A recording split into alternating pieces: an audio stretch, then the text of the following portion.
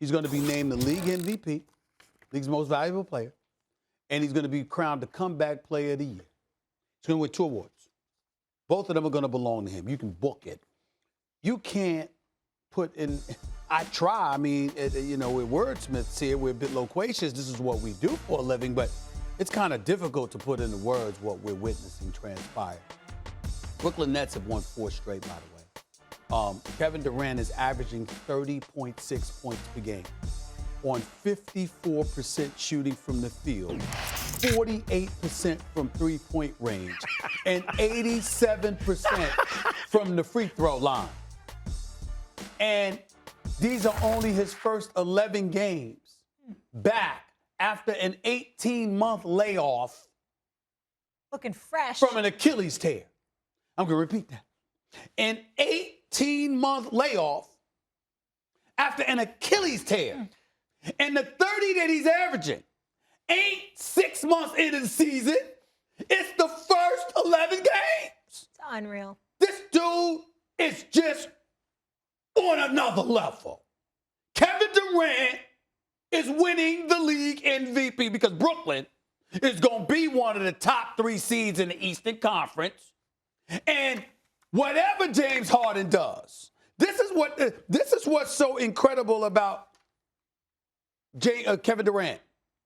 If Kevin Durant suddenly starts averaging less and shooting less from the field, he won't even be blamed. They'll look at Kyrie first. They'll be like, what the hell's going on here? I mean, and by the way, they'll look at Kyrie because initially you were looking at Harden, but it wasn't no problem because what has he been doing since Harden arrived in the first 2 games? So the minute Kyrie ultimately gets back, if KD is compromised in any way, folks are going to be looking at somebody other than him. He's winning league MVP and comeback player of the year. Do you remember The Last Dragon with Bruce Leroy and Sho'nuff? That's right. When they got the glow? That's right. That's KD right now. He's got the glow. He's like, Guys love that movie. Listen. When I say who's the baddest, you say Sho'nuff. Yeah, that's what he is right now. He steps on the court. He's got a glow around him. It's unbelievable. Like those numbers, what were they? 48%? 48% from 3.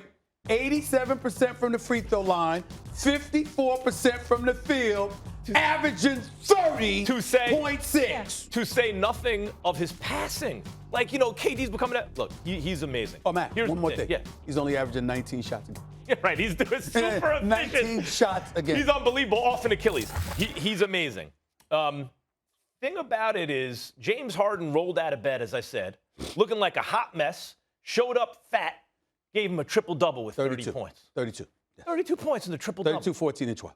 So he's got that old man YMCA game, like James Harden's skills are right. Special. So what happens is, look, LeBron and AD, we saw this last year. They both balled out of control. They split the vote, right? Neither one wins MVP, even though obviously one of them, LeBron, was the best player in the league.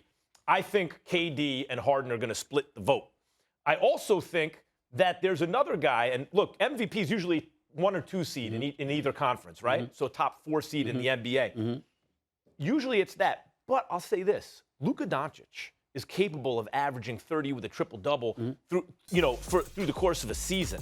And if you saw Kristaps Porzingis last night play the second of back-to-back, which he's not even supposed to do.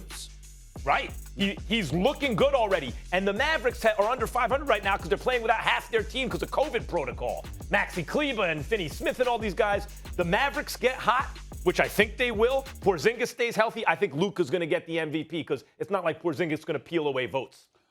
Luka's got a shot. He's averaging 27, 9, and 9. Let's not forget that. Luka's averaging 27, 9, and 9. Only shooting 28% from three-point range, 46% from the field. 75% for the free throw line. But here's the bottom line. He ain't coming off an Achilles. KD is. James Harden has no shot at the league MVP. We all know he's phenomenal. We all know he's great. And I like him personally. And I think that, people tried to get on him and give him too bad of a rap when all he wanted to do was get out of Houston. But let me say this to you. Because of how he departed from Houston, and how he was looking at that time, those MVP votes will be held from him because they will be credited to Kevin Durant. The fact that Kevin Durant is with him has him looking better. Kevin Durant has this, the way he's playing right now, if he continues to play, he has this on lock because of what he overcame and how he's playing in spite of it. Here's the thing about MVP. Really, there's an MVP of the gonna finals. win more than Dallas, There's an MVP of the finals. There's an MVP of the regular season. Right. But really, by the end of the finals, we know who the best player in the game was that year. Even if KD wins the MVP, it doesn't mean it. It doesn't really mean anything unless he can lead his team past LeBron's. Like, the question is, who's the best player in the world?